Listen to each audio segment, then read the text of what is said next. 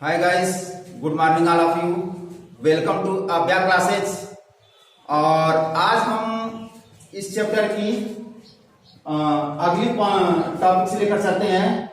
उम्मीद है कि यह इस चैप्टर की लास्ट टॉपिक हो सकती है और इसमें के अंतर्गत जो भी क्वेश्चन बन सकते हैं वे सभी तरह के क्वेश्चन आप लोग को बताए जाएंगे। तो चलिए स्टार्ट करते हैं आज की पहली टॉपिक्स, आय व्यय पर आधारित प्रश्न। पहला प्रश्न है, दो व्यक्तियों की आय का अनुपात 5:3 है जबकि उनके व्यय का अनुपात 9:5 है। यदि वे क्रमशः 1300 रुपया तथा 900 रुपया बचाते हैं तो प्रत्येक की आय जान कीजिए। ये पूछ रहा है, प्रत्येक की आय जान कीजिए। अगर देखिए बाबू, इसमें अगर आप बेसिक से लगाएंगे तो इसका हमको अलग मानना पड़ेगा और व्यय का हमको अलग मानना पड़ेगा। आय वाले में से व्यय वाला घटाएंगे तो बराबर हमारी बचत निकलेगी। इस प्रकार से दो समीकरण बन जाएंगे। और जब दो समीकरण बन जाएंगे, जब समीकरण बनेंगे तो उसको हम क्या कर सकते हैं, तब अगर हल करेंगे तो शायद ये लंबा जा सकता है। फिर भी इसको बेसिक के माध्यम से ही थोड़ा सा छोटा करने की हम कोशिश करेंगे। देखिए, उम्मीद है आप लोग को अच्छी तरह से समझ में आ जाएगा। तो चलिए देखते हैं। जैसे दो व्यक्तियों की आय का अनुपात 5:3 है, तो हमको नहीं मालूम है कि पहला व्यक्ति कितना कमाता है, दूसरा कितना कमाता है। तो हम इसको इस अनुपात को अलग करेंगे जब, तो मान लेंगे कि पहला व्यक्ति 5x रुपए कमाता है और दूसरा व्यक्ति 3x रुपए कमाता है। अब कह रहा है कि उनके व्यय का अनुपात 9:5 है। यदि वह 1300 और 900 रुपए बचाते हैं तो प्रत्येक की आय जान कीजिए। यही करा है। तो जरा यहां सोचिए कि अगर कुल आय में से अगर उनकी बचत जो है घटा दिया जाए तो क्या बचेगा। कुल जितना रुपए कमाते हैं उसमें से जितना बचाते हैं उसको अगर माइनस कर दिया जाए तो क्या बचेगा, उनका खर्च बचेगा, उनका व्यय बचेगा, यही बचेगा। तो इसमें से क्या करें, पहला कितना बचाता है 1300 इसमें से घटा दीजिए और दूसरा कितना बचाता है 900 इसमें से घटा दीजिए। तो इनके व्यय का अनुपात कितना है 9:5। तो यह क्या हो जाएगा, 9/। यही ना प्रश्न में कह रहा है कि यदि 5x और 3x रुपए कमाते हैं, 1300 और 900 बचाते हैं, तो 1300 और 900 इसमें से क्या कर दीजिए, माइनस कर दीजिए। तो क्या आ जाएगा, किसका अनुपात आ जाएगा, व्यय का अनुपात 9:5। अब क्या कीजिए बाबू, इसका इधर 3 गुणा कर दीजिए, इसका इधर 3 गुणा कर दीजिए।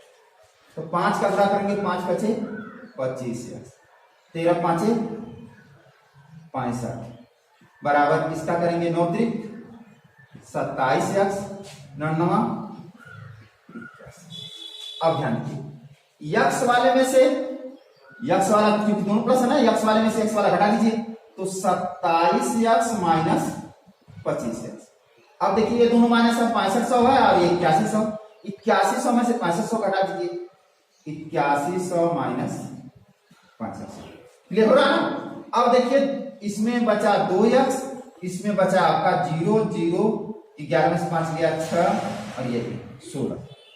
तो x बराबर कितना हो जाएगा, 1600/2 यानी हो जाएगा 800।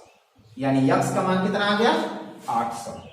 अब पूछ रहा है कि प्रत्येक की आय जानते हैं। अब प्रत्येक की आय हम माने हैं, पहले की आय 5x, दूसरे की आय 3x। तो पहले व्यक्ति की आय 5x यानी 5 गुणे 800 हो जाएगा 5/40 4। अगर दूसरे की पूछेगा तो 3x, तो 3 गुणे 800, 8 3 24। इस तरह से इसका आंसर आ गया 800, एक आंसर आ गया 2400। इस तरह से आप लोग बेसिक से इसको लगा सकते हैं। लेकिन अगर कहीं आप लोग के मन में यह लगता है कि बिना x का ही लगाया जाए, जहां x ना मानना पड़े, तो उस तरह से भी लगा सकते हैं। बस थोड़ा सा हमको अलग तरीके से सोचना होगा। जैसे देख लीजिए,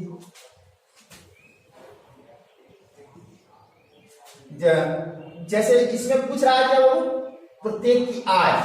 अगर प्रत्येक की आय पूछेगा तो व्यय से हम दोनों में बचत में और आय में गुणा करेंगे। अगर प्रत्येक की आय पूछेगा तो बचत से हम आय में और बचत में गुणा करेंगे। अगर प्रत्येक की व्यय पूछेगा, अगर व्यय पूछता तो हम क्या करते, आय से दोनों में गुणा करते। इस चीज को बस थोड़ा सा इसमें ध्यान दीजिएगा। तो पहले आय कितनी है 5 संबंधी 3 और बचत कितनी है 1300 और मान लीजिए 900, ये है ना 1300 और 900।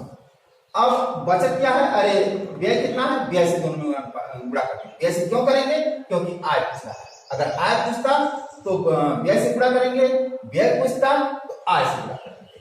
बस 9 संबंधी 5, ये ना यहाँ भी 9 संबंधी।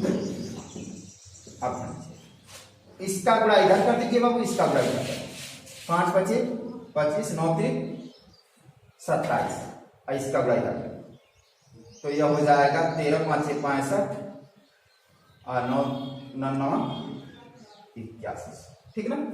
अब इनका डिफरेंस कितना है 2 है, इनका डिफरेंस कितना है 1600 है। तो 2 अनुपात बराबर 1600, तो 1 अनुपात बराबर 800। जब 1 अनुपात बराबर 800 आ गया, पहले क्या कितनी है 5 है, तो 5 अनुपात बराबर 5 गुणे 800 यानी 4000। दूसरे का अनुपात कितना 3 है, तो 3 अनुपात बराबर 3 गुणे 800 8 तरीके। इस तरह से भी आप लोग सोच करके इसको लगा सकते, ठीक ना। अब आप लोग के मन में अगर प्रश्न उठ रहा है कि अगर प्रत्येक की आय पूछने के बजाय वह व्यय पूछ देता, तब हम कैसे लगाते थे। इसी क्वेश्चन को थोड़ा सा और अगर आय के बजाय व्यय पूछ देता, अगर व्यय पूछता तो हम क्या कर देते, आय से दोनों में गुणा कर देते। तो व्यय को 9 संबंधी 5 और बचत को 1300 संबंधी 900 कर देते। अब बचत से आय से गुणा करेंगे, 5 संबंधी 3 5 संबंधी 3। अब देखिए इसका गुणा इधर होगा, इसका गुणा 9 3 27 5 25 25, इसका गुणा करेंगे 13 3 3900 और 9 5 45। अब ध्यान, इनका डिफरेंस कितना है 2 है और इसका डिफरेंस कितना हो जाएगा 600 हो जाएगा। तो जब 2 अनुपात बराबर 600, 1 अनुपात बराबर 300, जब 1 अनुपात बराबर 300 तो पहले का व्यय कितना 9 है ना, तो 9 अनुपात बराबर 3 गुणे 300, हाँ 300 गुणे 9 बराबर 2700। दूसरे का अनुपात कितना 5 है, तो 5 अनुपात बराबर, तो 300 गुणे 5 कर दीजिए, 5 3 1500। अब वो यहाँ आप लोग पूरा क्वेश्चन को क्लियर कर लीजिए। क्वेश्चन का क्लियर करने का मतलब ये 4000 रुपया कमाता है, ये ना आई किया, ये जो है 4000 रुपया कमाता है और 2700 रुपया खर्च कर देता है। तो 4000 में से 2700 अगर घटा दे रहे हैं, 4000 में से 2700 घटा दे रहे हैं, तो क्या बचेगा 0 0, 10 में से 7 गया 3, यहाँ 3 में से 2 गया 1, 1300। पहले की बचत 1300 है ना, क्लियर हो गया। दूसरे का उसी तरह निकालना चाह रहे हैं, तो दूसरा कितना कमाता है 2400 और खर्च कितना कर देता है 1500। अब घटा दीजिए 0 0, 14 में से 5 जाएगा 9, 900 बचा 900। तो इस तरह से चाहे किसी भी तरह से आय से व्यय या बचत से, तो हम तीनों चीजों को इस फार्मूले के माध्यम से क्लियर कर सकते हैं। अब इसको और स्पष्ट करने के लिए नेक्स्ट क्वेश्चन में हाँ, तो देखिए नेक्स्ट क्वेश्चन में ए और बी की आय का अनुपात 5 संबंधी 4 है तथा ए और बी के व्यय का अनुपात 3 संबंधी 2 है। यदि वर्ष के अंत में दोनों 800 रुपए बचाते हैं, यानी दोनों जो है 800 रुपए बचाते हैं, यहाँ कहने का तात्पर्य है कि दोनों नहीं बल्कि प्रत्येक कर दीजिए इसको, प्रत्येक 800 रुपए बचाएं तो ए की आय कितनी हो जाएगी। एकदम सेम टू सेम उसी मेथड से चलेंगे। पहले पूछ रहा है कि कितनी आय होगी, आय पूछ रहा है तो व्यय से हम गुणा करेंगे, 5 संबंधी 4 फिर 3 संबंधी 2, फिर 800 पहला वाला भी 800 दूसरा वाला भी, यह है 3 संबंधी उसी तरह कर देंगे। अब बस उसी तरह से इसका बड़ा इधर कर दीजिए बाबू, इसका इधर कर दीजिए। 5 दूनी 10, 3 चौका 12, इसका कर देंगे तो 8 दूनी 16 और 8 3 24। इसका डिफरेंस कितना हो गया? 2 का। इसका अंतर कितने का हो गया? 800 का ना। एक अनुपात बराबर 400। जब एक अनुपात बराबर 400 तो कह रहा है कि एक ही आएगी। एक अनुपात कितना होगा? 5। तो 5 बराबर कितना हो जाएगा? 400 2000। ठीक है, तो इस तरह से लगा सकते हैं। यदि आप लोग को लगे कि इस तरह सही नहीं है तो बेसिक वाले से भी आप लोग लगा सकते हैं। ठीक है, जिस तरह से बताया गया।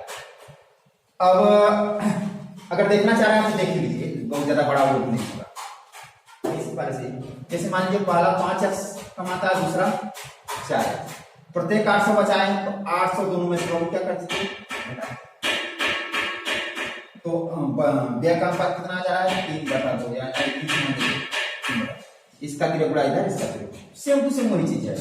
2 5 है 10, 10 है 2 8 है 16, 1600, 3 चौका 12, 12 या 3 8 है 24। अब 12 में से 10 से जाएगा कितना हो जाएगा? 2 या 24 100 में से 1600 जाएगा 800, या यक्स बराबर हो जाएगा 400। यक्स बराबर 400 तो एक ही आगे कितनी है? 5x। तो 5x बराबर कितना हो जाएगा? 5 2 400 यानी 2000। ठीक है। अब थोड़ा सा इस टॉपिक के अंतर्गत इससे हट के क्वेश्चन देखते हैं। नेक्स्ट क्वेश्चन, हाँ देखते हैं नेक्स्ट क्वेश्चन में ए और बी की आय का अनुपात 5:3 है। ए बी और सी के व्यय का अनुपात 8:5:2 है। यदि सी 2000 रुपए खर्च करता है और बी 700 रुपए बचाता है तो ए की बचत कितनी होगी? ये पूछ रहा है ए की बचत कितनी होगी। तो देखिए यहाँ हमें मालूम है कि सी 200 रुपए खर्च करता है और सी के खर्च का अनुपात क्या है? 2 है। यहाँ ये हमें मालूम है कि सी के खर्च का अनुपात 2 है। तो जब 2 अनुपात बराबर 2000 रुपए, यही पता चला कि 2 अनुपात बराबर 2000 रुपए, तो 1 अनुपात बराबर कितना हो जाएगा? 1000। जब 1000 1 अनुपात बराबर हो जाएगा तो बी का कितना होगा? बी का खर्च कितना होगा? बी का खर्च 5 है ना, तो 5 गुणे 1000 यानी 5000 हो जाएगा। ए का खर्च कितना होगा? ए का अनुपात 8 है ना, तो 8 गुणे 1000 यानी 8000। अब यहाँ थोड़ा सा सोचिए बाबू, कह रहा है कि बी 700 रुपए बचाता है। अब देखिए 700 रुपए बचाता है और 5000 रुपए खर्च करता है, यही ना? जब हमें मालूम है कि 5000 रुपए खर्च करता है और 700 रुपए बचाता है, तो वह कमाता कितना होगा? ये ध्यान दीजिए कि वह कमाता कितना होगा। जब 5000 खर्च करता है 700 रुपए बचा लेता है तो कमाएगा कितना? तो हम बी की आय निकालेंगे। बी की आय हो जाएगी 5000, या जो खर्च करता है 700 बचाता है प्लस 700 बराबर हो जाएगा 5700। तो बी जो है कमाता कितना टोटल होगा? 5700। और हमको यहाँ दिया गया आपका शुरू में ए और बी की आय का अनुपात 5:3 है। तो ए और बी का अनुपात इसका मतलब 3 है। तो 3 अनुपात बराबर 5700 हो जाएगा, क्योंकि कमाता 5700 है। अब वो कितने के बराबर है? 3 अनुपात के बराबर है। 3 अनुपात बराबर 5700, एक अनुपात बराबर 5700/3 यानी 1900 रुपए। एक अनुपात बराबर 1900 रुपए, तो 5 अनुपात बराबर 5 अनुपात बराबर कितना हो जाएगा? तो 5 गुणे 1900, 19 बचे 95 यानी 9500 रुपए कमाता है ये। लेकिन पूछ क्या रहा बाबू, ये बचाता कितना है?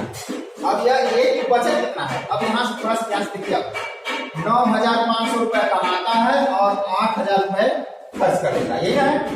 9500 रुपए कमाता है, 8000 रुपए खर्च कर देता है, तो बचाता कितना है? एक की बचत, एक की बचत बराबर हो जाएगा 9,500 माइनस 8,000 बराबर 1,000, यानी 1,500 रुपए क्या करेगा ये बचाएगा। एक बार और ध्यान से देखिए, कह रहा है कि सी 2,000 रुपए खर्च करता है, सी का अनुपात कितना है 2 है, खर्च का व्यय का अनुपात 2 है सी का, तो 2 अनुपात बराबर 2,000, 1 अनुपात बराबर 1,000।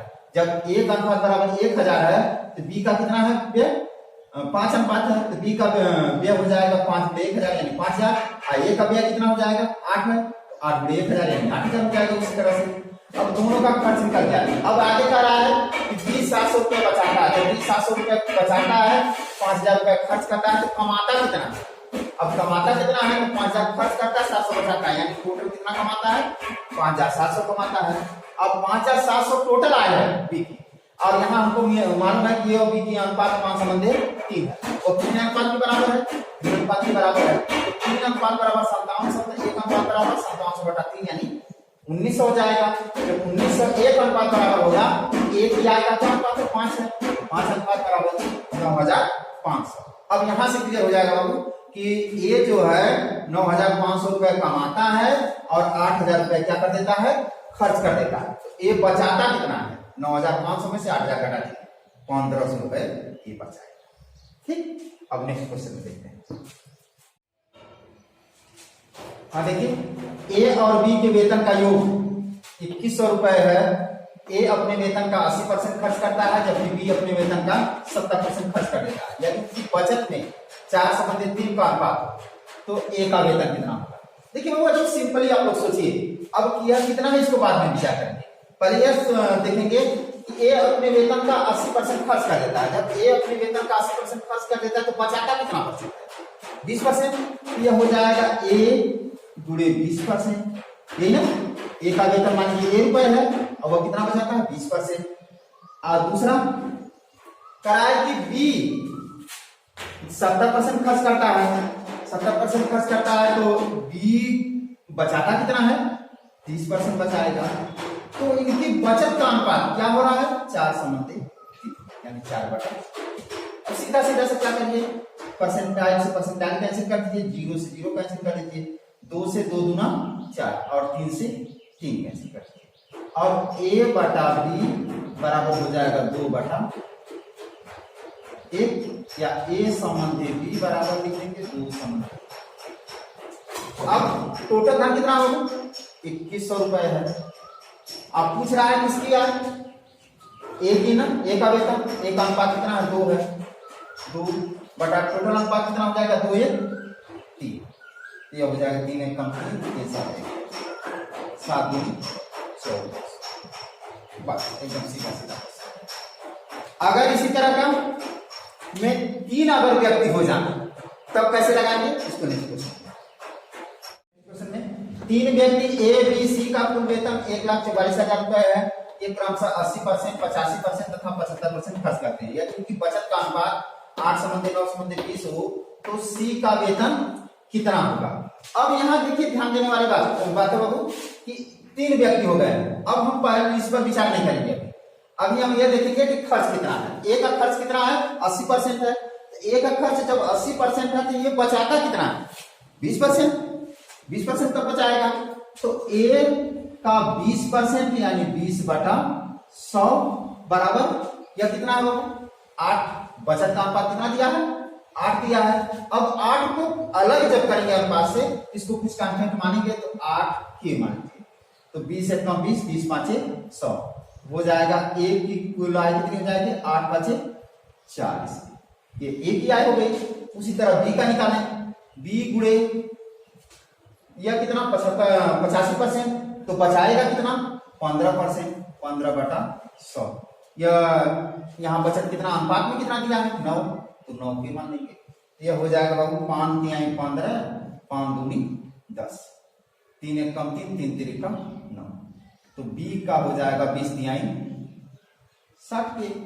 सी का उसी तरह निकाल लीजिए, सी बराबर सी गुणे 75% खर्च करता है तो बचाएगा कितना 25%, तो 25/100 बराबर 20, 25 से कम 25, 25 चौका 100, तो सी बराबर हो जाएगा बाबू 4 × 20 हो जाएगा 80। अब देखिए हमें ए बी और सी तीनों की आय मालूम हो गई, इनका अनुपात निकालना। ए संबंधे बी संबंधे सी बराबर 40 के संबंधे 60 के संबंधे 80 के। तो के सब में है, कैसे कर देंगे? अब इसको काट दीजिए 20 से, 20 दूनी 40, 20 तिहाई 60, 20 चौका 80। अनुपात क्या हो जाएगा? 2 संबंधे 3 संबंधे 4। यह ए बी और सी के आय का अनुपात। अब जब आय का निकल गया तो चाहे किसी का भी पूछे, क्योंकि हमसे पूछा जा रहा है सी का, यहाँ सी का पूछा जा रहा है, तो सी का वेतन हो जाएगा 1,44,000 गुणे सी का वेतन अनुपात कितना है? 4 है, बट सबको जोड़ लेंगे 3 2 5 5 4 9, 9 से काटेंगे, 9 कम 9, 9 6 14, 16,000 14 तो सी का वेतन कितना हो जाएगा? इसमें 64,000। उम्मीद है इस तरह का क्वेश्चन अब लग जाएगा। अब नेक्स्ट टॉपिक पर चलते हैं। अब देखिए अगले टॉपिक से विविध प्रश्न। अब विविध प्रश्न के विषय में थोड़ा आप लोग को बता दें कि सभी चैप्टरों में कुछ ऐसे क्वेश्चन होते हैं जो कि टॉपिक से थोड़ा सा हट के होते हैं। ये क्वेश्चन जो है अक्सर बेसिक से ही लगते हैं और बड़े ही इंपॉर्टेंस होते हैं, इसलिए विविध के अंतर्गत उन क्वेश्चनों को रखा जाएगा जो टॉपिक के अंतर्गत नहीं आते हैं और ज्यादातर ट्रिक से न लग करके बेसिक के थ्रू लगते हैं। उन क्वेश्चनों को हम विविध प्रश्न के अंतर्गत रखते हैं और परीक्षाओं में ज्यादातर पूछे भी जाते हैं ऐसे क्वेश्चन। तो देखते हैं पहला क्वेश्चन विविध प्रश्न का। पूरी पृथ्वी में भूमि और जल का अनुपात 1:2 है। यदि उत्तरी गोलार्ध में यह अनुपात 2:3 है तो दक्षिणी गोलार्ध में भूमि और जल का अनुपात क्या होगा? तो अब हमको तो मालूम है नहीं बाबू, मानेंगे कि माना पृथ्वी का क्षेत्रफल यक्ष है, हमको क्लियर नहीं है, यक्ष है, लेकिन कह रहा है कि भूमि और जल का अनुपात 1:2 है। तो भूमि कितनी होगी? भूमि कितनी होगी पूरे पृथ्वी में? तो यक्ष गुणे एक अनुपात है ना, तो 1/3 यानी 1/3 यक्ष हो जाएगा। जल कितना होगा? जल यक्ष गुणे 2 अनुपात है ना, तो 2/3 तो हो जाएगा 2/3 यक्ष। भूमि इतना हो गई और जल इतना हो गया, ठीक ना? अब ध्यान दीजिए, कह रहा है कि उत्तरी गोलार्ध में यह अनुपात 2:3 है। उत्तरी गोलार्ध में यह अनुपात 2:3 है। तो थोड़ा सा पृथ्वी के विषय में देख लीजिएगा। पृथ्वी गोलाकार के में होती है, ये सबको मालूम है कि गोलाकार होती है। और जो जैसे यह जो गोलार्ध होता है तो आधा पृथ्वी जो ऊपर वाली होती है वह उत्तरी गोलार्ध होती है। इस चीज को ध्यान दीजिए, उत्तरी गोलार्ध और नीचे वाला जो होता है दक्षिणी गोलार्ध होता है। मतलब पूरी पृथ्वी को 2 भागों में बांट दिया जाता है, ऊपर वाले को उत्तरी गोलार्ध और नीचे वाले को दक्षिणी गोलार्ध। जब 2 भाग बांटेंगे तो हमने पहले ही कहा है कि पृथ्वी का क्षेत्रफल कितना है? यक्ष है। जब आधा करेंगे तो यक्ष/2 यह हो जाएगा, यक्ष/2 ये भी हो जाएगा। इधर का क्षेत्रफल x/2 हो जाएगा, इधर का क्षेत्रफल। अब प्रश्न में यह कहा कि यदि उत्तरी गोलार्ध में यह अनुपात 2:3 हो, यह अनुपात मतलब भूमि और जल का अनुपात 2:3 हो, तो उत्तरी यहां निकालेंगे उत्तरी गोलार्ध में भूमि कितनी होगी?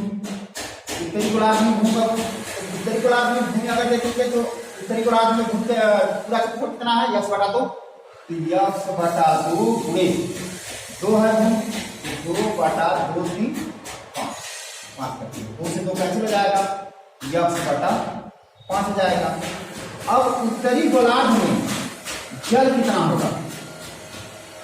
तो क्षेत्रफल उत्तरी गोलार्ध का क्षेत्रफल यक्ष/2 है, यक्ष/2 गुणे जल का अनुपात कितना है? 3 है, 3 और 3 2 5 कर देंगे, यह हो जाएगा 3/10 यक्ष हो जाएगा जल। अब यहाँ है उत्तरी गोलार्ध का की भूमि भी निकल गई, उत्तरी गोलार्ध का जल भी निकल गया। लेकिन पूछ क्या रहा है, दक्षिणी गोलार्ध की भूमि और जल का अनुपात कितना। तो अब देखो कि अगर टोटल भूमि इतनी है और टोटल जल इतना है, उत्तरी गोलार्ध में भूमि इतनी है, दक्षिणी गोलार्ध में भूमि जल इतना है, यही ना। अरे उत्तरी गोलार्ध में जल इतना है। जब यह क्लियर हो गया कि दक्षिणी गोलार्ध का निकालना है, पूरी भूमि में से उत्तरी गोलार्ध वाला घटा दें तो दक्षिणी गोलार्ध की भूमि निकल जाएगी। पूरे जल में से उत्तरी गोलार्ध का जल निकाल दें तब उत्तरी गोलार्ध दक्षिणी गोलार्ध का जल भी निकल जाएगा। तो दक्षिणी, यहां थोड़ा सा, दक्षिणी गोलार्ध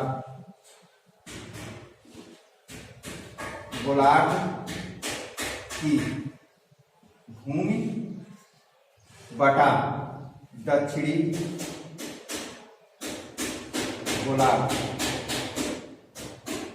गोलार्ध का जल कितना। पहले इसको निकालने के लिए देखिएगा, दक्षिणी गोलार्ध की भूमि निकालना है तो पूरी भूमि कितनी है, 1/3 यक्स, और उत्तरी गोलार्ध की भूमि कितनी है, x/5, यक्स 1/5, ठीक है। उत्तरी पूरी भूमि में से उत्तरी गोलार्ध वाली भूमि घटा देंगे, ये निकल जाएगा बटा उत्तरी गोलार्ध में जल, पूरा जल कितना है, 2/3 यक्स, और उत्तरी गोलार्ध का जल 3/10 यक्स।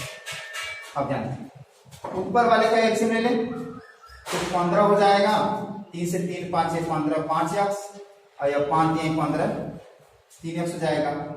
फिर नीचे वाले का एलसीएम लेंगे तो 30 हो जाएगा, और 3 से भाग देंगे 10 बार, 10 दूनी 20 यक्स, 10 से भाग देंगे 10 या 30 9 यक्स। अब ध्यान दीजिए 5 यक्स में से 3 यक्स जाएगा, कितना बचेगा, 2 यक्स बटा 15, और इधर हो जाएगा 20 यक्स में से 9 यक्स जाएगा, 11 यक्स बटा 20।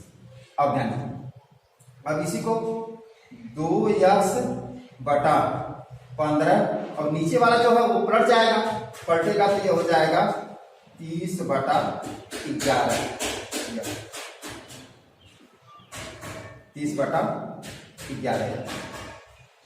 ठीक है। यक्स से यक्स क्या हो जाएगा, कैंसिल हो जाएगा, 15 कम 15, 15 दूनी हो जाएगा 4/11, या अनुपात देख सकते हैं 4:11।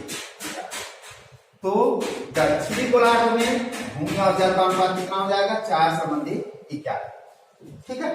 उम्मीद है आप लोग को ये समझ में आ गया होगा। अब नेक्स्ट क्वेश्चन देखते हैं। हाँ देखते हैं सेकंड क्वेश्चन भी प्रश्न का।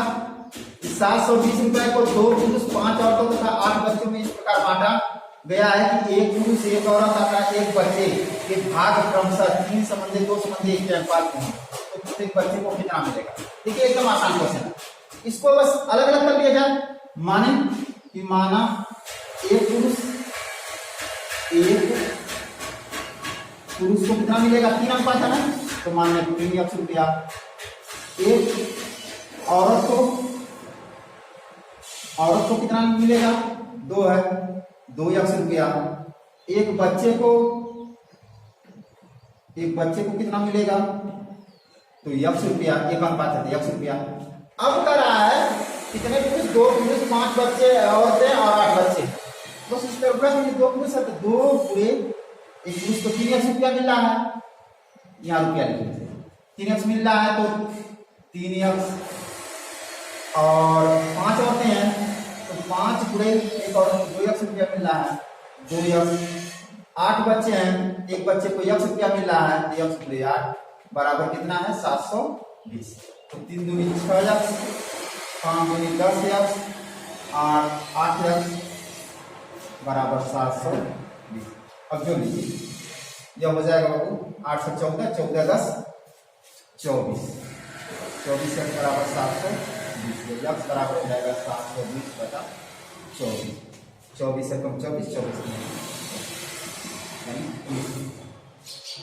प्रत्येक बच्चे को कितना मिलता है, यक्स रुपया मिल रहा है, यक्स का मान कितना आ गया बाबू, 30 आ गया, तो 30 रुपये कितना हो जाएगा, प्रत्येक बच्चे को 30 रुपये। नेक्स्ट क्वेश्चन देखते हैं। अब देखते हैं इस विविध प्रश्न का लास्ट क्वेश्चन। 7 संबंधी 15, 15 संबंधी 23, 17 संबंधी 25, 21 संबंधी 29 में सबसे छोटा अनुपात कौन सा है? देखिए एकदम सिंपल चीजें बता रहा है, पूछ रहा है। अब 7 संबंधी 15, तो 7 संबंधी 15 होगा तो इसको भिन्न लिखेंगे 7/15। अब 7/15 का काम को दशमलव में बदल देंगे, तो 15 से 7 में भाग दीजिए 0.47 आएगा। कितना आएगा? 0.47। दूसरा है 15 संबंधी 23, तो 15/23 लिख देंगे और 23 से 15 में क्या कर देंगे? भाग देंगे, इसका मान आ जाएगा 0.65। अब तीसरा अनुपात है 17 संबंधी 25, 17/25 लिख देंगे और इसका मान आ जाएगा, भाग दे लीजिएगा, इसका मान आ जाएगा 0.68। और चौथा अनुपात है 21 संबंधी 29, तो 21 संबंधी 29 लिख देंगे और अगर भाग देंगे इसका आ जाएगा 0.7। बस यही चीज। अगर पूछे 7 संबंधी 15, 15 संबंधी 23 अगर पूछा सबसे छोटा अनुपात कौन है, तो जब हर से अंश के जब भाग देंगे, जो दशमलव संख्याएं आएंगी उनसे हम चेक करेंगे कि कौन अनुपात सबसे छोटा है, कौन अनुपात सबसे बड़ा है। तो चूंकि सबसे छोटा पूछ रहा है तो सबसे छोटा मान कौन सा है? 0.47। तो सबसे छोटा अनुपात हो जाएगा वो भी 7 संबंधी 15 सबसे छोटा अनुपात हो जाएगा। अगर पूछ दे कि सबसे बड़ा अनुपात कौन सा होगा, तो सबसे बड़ा मान कौन सा है? ये वाला 0.72, तो ये हो जाएगा 21 संबंधी 29 जो है सबसे बड़ा अनुपात। ठीक है, समझ में आ गया ना? अब इसी के साथ आज अनुपात और समानुपात का जो चैप्टर है समाप्त किया जाता है और अगले दिन हम एक नए चैप्टर के साथ उपस्थित होंगे। और जो लोग इस चैनल को अभी सब्सक्राइब नहीं किए हैं वे सब्सक्राइब कर लें और बेल आइकन की घंटी जरूर दबा लें, जिससे कि डेली का वीडियो आप तक पहुंच सके।